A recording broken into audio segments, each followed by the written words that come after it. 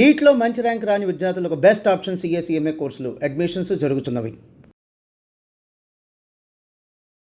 నమస్కారం, మీరు చూస్తుంది సుమన్ టీవీ. నేను మీ కీర్తి. నాతో పాటు ప్రముఖ ఆస్ట్రాలజర్ బ్రహ్మశ్రీ గోరుగుంట్ల సురేష్ బాబు గారు ఉన్నారు. నమస్తే సురేష్ బాబు గారు. కీర్తి గారు నమస్కారం అండి. ద్వాదశ రాశిలో భాగంగా జూన్ నెలలో 12 రాశుల వారికి ఎలా ఉంటుందో తెలుసుకుంటున్నాం కదండి. మరి మీన రాశిలోకి వచ్చేసాం. వారికి ఎలా ఉండబోతుంది ఈ నెల అంతా? మీన రాశి వాళ్ళకి ఒక మంచి హ్యాపీ న్యూస్ చెప్పాలి. ఎందుకంటే జూన్ మంత్ వీళ్ళకి చాలా బాగుంటుంది. తర్వాత వీళ్ళకి ఏలినాటి శని మనకి పీక్ స్టేజ్కి వచ్చిందని చెప్పేసి మనం వర్షఫలంలో కూడా చెప్పుకున్నాం, ఉగాది రాశి ఫలాల్లో చెప్పుకున్నాం, అన్నీ చెప్పుకున్నాం. అయితే వీళ్ళకి అదృష్టం బాగుంది. ఏమందంటేనండి, ఏలినాటి శని ఉన్న మే తర్వాత అంటే మే నుంచి ఏమైందంటే అండి, గురువు విపరీత వేద ఉండటంతో ఏలినాటి శని యొక్క బాధలు పడే అవకాశం కొంచెం గ్యాప్ వస్తుందండి వీళ్ళకి. గ్రహాలు తిరిగేటప్పుడు ఒక గ్రహానికి ఇంకో గ్రహం అడ్డు వస్తుంది. ఈ అడ్డొచ్చినప్పుడు ఆ గ్రహం యొక్క ఇంపాక్ట్ వీళ్ళ మీద పడదు. ఇక్కడ ఏమైందంటేనండి, శని వీళ్ళకి ఏలినాటి యొక్క ప్రభావం మీనరాశి వాళ్ళకి 2వ స్టేజ్లోకి ఎంటర్ అయిన తర్వాత శని ప్రభావం వీళ్ళ మీద చాలా విపరీతంగా పడుతుంది, ఇబ్బంది పడుతుంది. అయితే శనికి అడ్డంగా గురువు వచ్చేసాడు. సో శని యొక్క ప్రభావం గురువు మీద పడుతుంది, గురువు యొక్క ప్రభావం వీళ్ళ మీద పడుతుంది. అందుకని చెప్పేసి ఏలినాటి శని యొక్క తీవ్రత తగ్గుతుంది ఈ టైంలో. ఇది ఒక మంచి శుభ పరిణామం, తర్వాత శుభ సూచకం అని చెప్పుకోవాలి. అంతేకాకుండా మీనరాశి వాళ్ళకి వేరే గ్రహాలు కూడా శుభంగా ఉన్నాయి, అనుకూలంగా ఉన్నాయి. సో అందుకని June month, July month almost వచ్చే 2-3 ఫ్యూ డేస్ చాలా వరకు బాగుంటుంది వీళ్ళకి. సో మనకి డీటెయిల్స్ కనుక చూసుకుంటే పూర్వభాద్ర 4వ పాదం, ఉత్తరాభాద్ర 1, 2, 3, 4 పాదాలు, రేవతి 1, 2, 3, 4 పాదాలు అంతా మనకి మీనరాశిలో ఉంటాయి. మనకి లెటర్స్ కనుక చూసుకుంటే ది, దు, షం, ఝ, దా, దే, దో, చా, చి అన్న అక్షరాలు, లేదంటే మొరార్లెస్ ఇదే సౌండ్తో ఎవరిదైనా పేర్లు ఉన్నా కానీ వీళ్ళంతా మీనరాశి. మనం గ్రహస్థితి కనుక సంచారం కనుక చూసుకుంటే సూర్యుడి సంచారం మిథున రాశిలోకి, బుధుని సంచారం మిథునంలోకి, శుక్రుడు మీనంలోకి, కుజుడు వచ్చేటప్పటికి సింహరాశిలో ఉంటారు. సో ఈ యొక్క గ్రహస్థితిని బట్టి కనుక మనం చూసుకుంటే వీళ్ళకి ఎలా ఉంటుందంటే, సూర్యుడు వల్ల ఏమవుతుందంటే అండి, అఘోరం జరిగే సంఘటనలు జరిగే అవకాశం ఎక్కువగా ఉంటుంది. 6వ ఇంట్లో కుజుడు వల్ల సంపదలు వస్తుంది. బుధుడు కూడా ధనప్రాప్తిని తీసుకొస్తాడు. శుక్రుడు కూడా విత్త సిద్ధి, ఫైనాన్షియల్ గెయిన్. అంటే ఒక రకంగా వీళ్ళకి కొంచెం అవమానాలు జరిగే అవకాశం ఎక్కువ ఉంది. కానీ ఓవరాల్గా కనుక చూసుకుంటే వీళ్ళకి సంపదలు, ధనము అన్నీ బాగుంటుంది. అలానే ఏలినాటి శని యొక్క ప్రభావం వీళ్ళకి ఏమవుతుందంటే, ఫస్ట్ ఉండటం వల్ల ఏమవుతుందంటే వీళ్ళకి విపరీత వేద ఉండటం కాన్సెప్ట్ ఉండటం వాళ్ళ యొక్క బాధ ఎక్కువగా పడకుండా అడ్డుపడే అవకాశం ఎక్కువగా ఉంది. మనం కనుక చూసుకుంటే వీళ్ళకి గ్రహస్థితిని బట్టి కనుక మనం చూసుకుంటే 4వ ఇంట్లో సూర్యుడు ఉండటం వల్ల ఏమవుతుందంటే సుఖనాశనం అని చెప్తారు.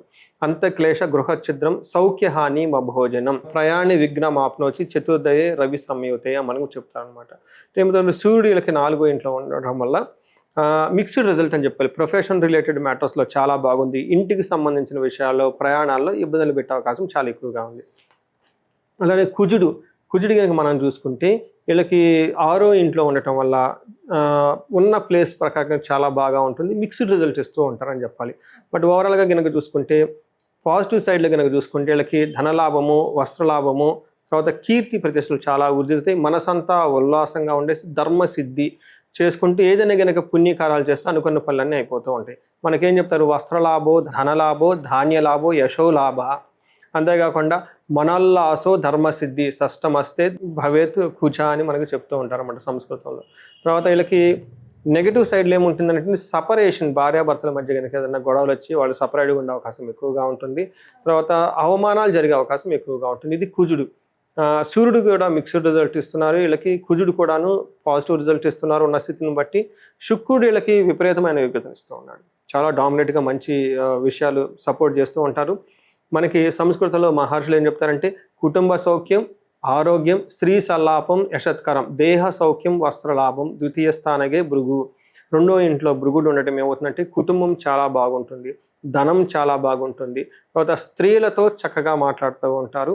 ఇఫ్ ఇట్ ఈస్ లేడీస్ కనుకైతే వాళ్ళ జాతకంలో పురుషులతో చాలా చక్కగా మాట్లాడుతూ ఉంటారు. ఇప్పటిదాకా ఏమైనా కనుక గొడవలు కానీ ఏమైనా ఉన్న ఆఫీసుల్లో కానీ వాళ్ళ మధ్య భేదాభిప్రాయాలు తొలగి చాలా బాగుంటారు. సో తర్వాత దేహ సౌఖ్యం ఉంటుంది, వస్త్రలాభం కూడా చూపిస్తూ ఉంది వీళ్ళకి. అయితే వీళ్ళకి టైంకి మంచి ఫుడ్ తింటూ తర్వాత ఒక గుడ్ టైం అందరితో గడుపుతూ ఉండే అవకాశం ఈ రాశి వాళ్ళకి చాలా ఎక్కువగా ఉందండి. ఇది మనకి చూసుకుంటే మీనరాశి వాళ్ళకి ఓవరాల్గా చాలా బెటర్గా ఉందని మనం చెప్పుకోవాలి. రైట్. మరి నక్షత్రాల ప్రకారం ఎలా ఉందండి? నక్షత్రం పూర్వభాద్ర, ఉత్తరాభాద్ర, రేవతి నక్షత్రాలు. పూర్వభాద్ర నక్షత్రం వాళ్ళకి జయప్రదంగా ఉంటుంది, ధనలాభం ఉంది. అయితే మనకి అన్ఫేవరబుల్గా ఏమన్నా ఏంటంటే ధనహీనత, బంధనము చూపిస్తూ ఉంటుంది. టయానికి డబ్బు అందదు. రెండోది బంధించబడినటువంటి సిచ్యువేషన్స్ ఎక్కువగా ఉంటుంది. డెసిషన్ తీసుకోలేక కన్ఫ్యూజ్ అయిన స్థితిలో ఎక్కువగా ఉంటారు.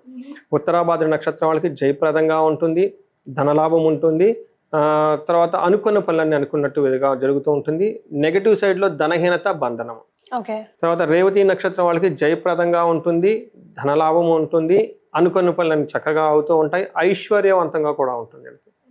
అయితే నెగటివ్ సైడ్ ఒకటే ఉంటుందండి, వీళ్ళకి బంధనము, బంధించబడినటువంటి సిచ్యువేషన్స్ ఎక్కువగా ఉంటుంది. అంటే ఫ్యూచర్ గురించి కన్ఫ్యూజ్డ్ అయిన స్థితిలో ఉండి ఎటు వెళ్తే బాగుంటుంది, ఎటు వెళ్తే బాగుండదు, ఎలాంటి ఇబ్బందులు వస్తాయి, ఇవన్నీ వీళ్ళకి చాలా ఒక డైలమాలో ఉండి టెన్షన్గా గురే అవకాశం ఎక్కువగా ఉంటుంది. తర్వాత మనకి వేరే నక్షత్ర ప్రకారం కనుక చూసుకుంటే ఉత్తరాభాద్ర నక్షత్రం వాళ్ళకి ఆ నక్షత్రంలోనే శని ఉన్నారు కాబట్టి అన్ని పనులు కొంచెం స్లోగా అవుతాయి. పూర్వభాద్ర వాళ్ళకి స్త్రీ నాశనం ఆర్ పురుష నాశనం, అంటే స్త్రీల ద్వారా వీళ్ళకి ఇబ్బందులు వస్తాయి. లేడీస్ అయితే పురుషుల ద్వారా వీళ్ళకి ఇబ్బంది వస్తుంది. రేవతి నక్షత్రం వాళ్ళు రాంగ్ డెసిషన్ తీసుకునే అవకాశం ఎక్కువగా ఉంటుంది. ఉత్తరాభాద్ర నక్షత్రం వాళ్ళు కూడా రాంగ్ డెసిషన్ తీసుకునే అవకాశం ఎక్కువగా ఉంటుంది. ఈ రాంగ్ డెసిషన్ కూడా పర్టికులర్గా ట్రాన్సాక్షన్, అంటే మనకి ఆన్లైన్లో ఆర్డర్లు పెట్టడము, తీసుకోవటము, లేదంటే డబ్బులు ఇచ్చేటప్పుడు, చేసేటప్పుడు, ఇచ్చి పుచ్చుకునేటప్పుడు, ఈ ట్రాన్సాక్షన్ జరిగేటప్పుడు దాంట్లో రాంగ్గా, అంటే డబ్బులు అనవసరంగా ఖర్చు పెట్టడం, ఇవ్వాల్సిన వాళ్ళకి ఇవ్వకుండా వేరే వాళ్ళకి ఖర్చు పెట్టడం, ఒక రాంగ్ డెసిషన్ తీసుకొని తద్వారా మళ్ళీ తర్వాత రిగ్రెట్ అయ్యి బాధపడే అవకాశం ఎక్కువగా ఉందండి. సో ఓవరాల్గా వీళ్ళు ఎలాంటి రెమెడీస్ ఫాలో అవ్వాలంటారు? వీళ్ళకి రెమెడీస్ మనం చూసుకున్నాం అనుకోండి, సూర్యుడికి సంబంధించి 4వ ఇంట్లో ఉండి ఇబ్బంది పెట్టడం వల్ల సూర్యుడికి ఆర్గ్యం చేయటము, తర్వాత మనకి సూర్యుడికి మోస్ట్ పవర్ఫుల్ వచ్చేటప్పటికి ఆదిత్య హృదయ స్తోత్రం అని ఉంటుందండి. ఎవరైనా కనుక ఇబ్బంది పడుతుంటే ఒక 40 రోజుల దీక్షగా దాన్ని చేస్తే చాలా బాగుంటుంది. మిగతా అన్ని విషయాలు బాగుండి పెద్ద ఇబ్బంది పెట్టయితే ఏమీ లేదు. ఎవరికైతే కనుక బంధించబడినట్లున్న సిచ్యువేషన్స్ ఉంటే వీళ్ళకి బుధుడి వల్ల వస్తుందండి. బుధుని యొక్క గ్రహం వల్ల ఈ బంధించబడినట్లు వస్తుంది. బుధుడికి అధిష్టాన దేవుడు విష్ణుమూర్తి. సో విష్ణు ఆలయాలను దర్శించుకోవటం, తిరుపతి వెళ్ళటము, లేదంటే మనకి ఎక్కడైనా సరే విష్ణు ఆలయాలు విత్ లక్ష్మీదేవి, లక్ష్మీ వెంకటేశ్వర, లక్ష్మీ నరసింహ ఇలాంటి దేవాలయాలు విజిట్ చేస్తే చాలా బాగుంటుంది. మనం హైదరాబాద్లో అనంత పద్మనాభ స్వామి స్వయంభూగా వెలిసిన పెంజర్ల అనే గ్రామం ఉందండి. అది నేషనల్ హైవే, బెంగళూరు హైవేలో ఒక 30 కిలోమీటర్స్ తర్వాత లెఫ్ట్ సైడ్లో ఉంటుంది.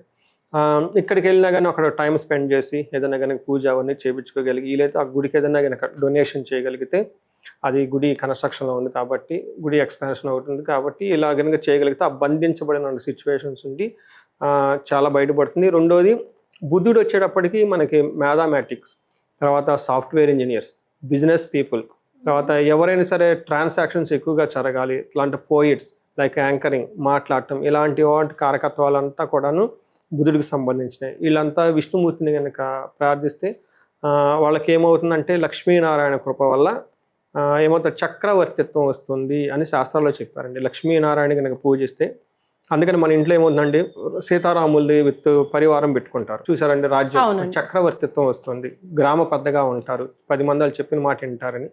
సో అక్కడ మనకి ఉంది కాబట్టి విజిట్ చేస్తే ఈ బంధించబడినటువంటి ఉండే సిచ్యువేషన్ బయటపడి చక్కగా అన్ని అవకాశాలకు వచ్చే అవకాశం ఎక్కువగా ఉందండి. రైట్, చాలా సంతోషం అండి. మీన రాశితో పాటు ద్వాదశ రాశుల వారికి కూడా జూన్ నెలలో ఎలా ఉంటుంది, ఎలాంటి రెమెడీస్ ఫాలో అవుతే ఇంకా బాగుంటుందో తెలియజేశారు. ధన్యవాదాలు. ధన్యవాదాలండి.